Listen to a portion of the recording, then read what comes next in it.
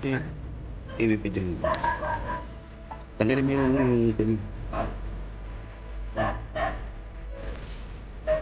yan, binili. Bilog.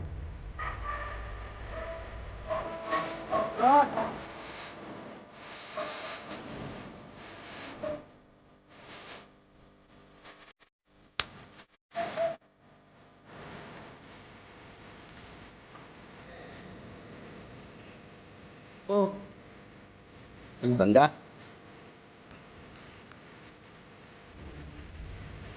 Wait.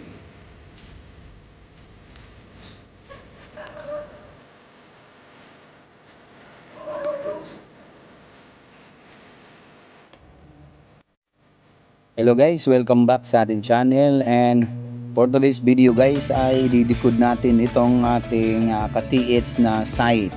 Napakagandang site niya guys, and then papakita ko sa inyo lahat itong mga pinadala niyang video at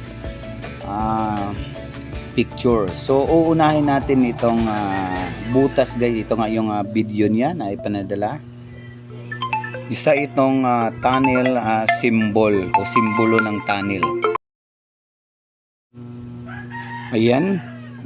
Pangalawang picture na ipinadala niya guys.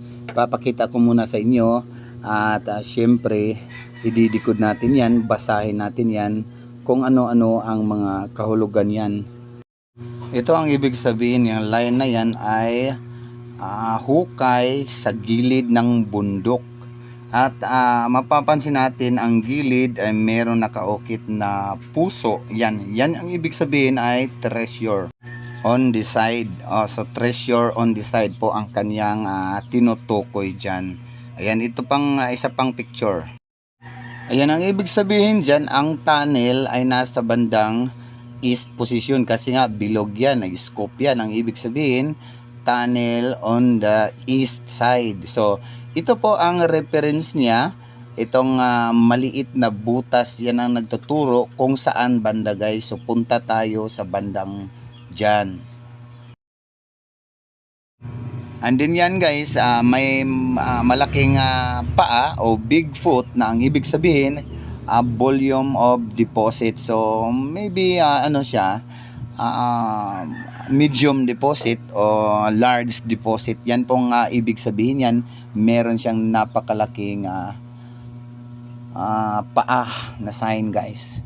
So ito naman ang isa pa doon sa area na yon, kasi nga ito iisa lang itong nasa video, lahat nitong picture.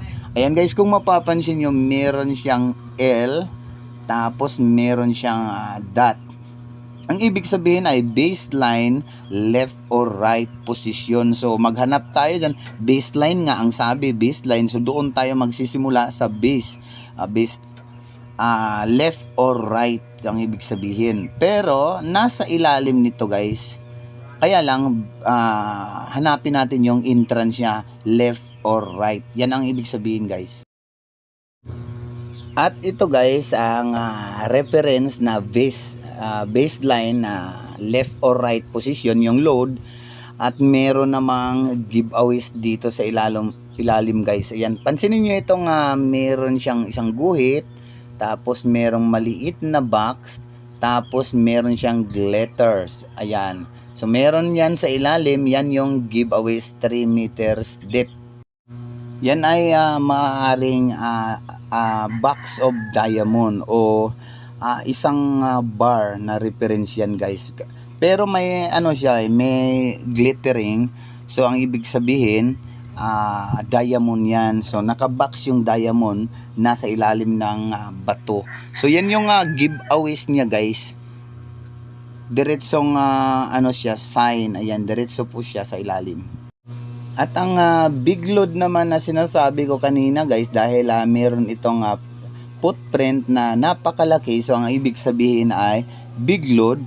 Ito naman yung pagbasa natin dito sa big load guys.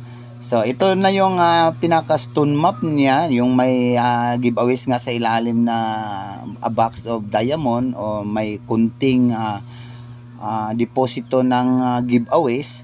So ito naman guys, i-mapping natin guys yung ano niya. Ito yung bundok na sinasabi guys. Ayan. Tapos itong dot naman, ito yung load. Ito naman ay isang araw o simbolo ng araw. So ibig sabihin east. Ayan, east position. Ayan nga, araw siya. Tapos meron siyang line papunta dyan sa bundok. So hanapin natin dyan. Kabuuan sa pagdikod ay east position. Hanapin natin yung entrance ng tunnel dyan. Kasi nga ito ay may araw na sign guys. Yan yung kabuuan ng ating decode ngayon guys. Pinadala ng ating katiits. Thanks for watching and please like and share.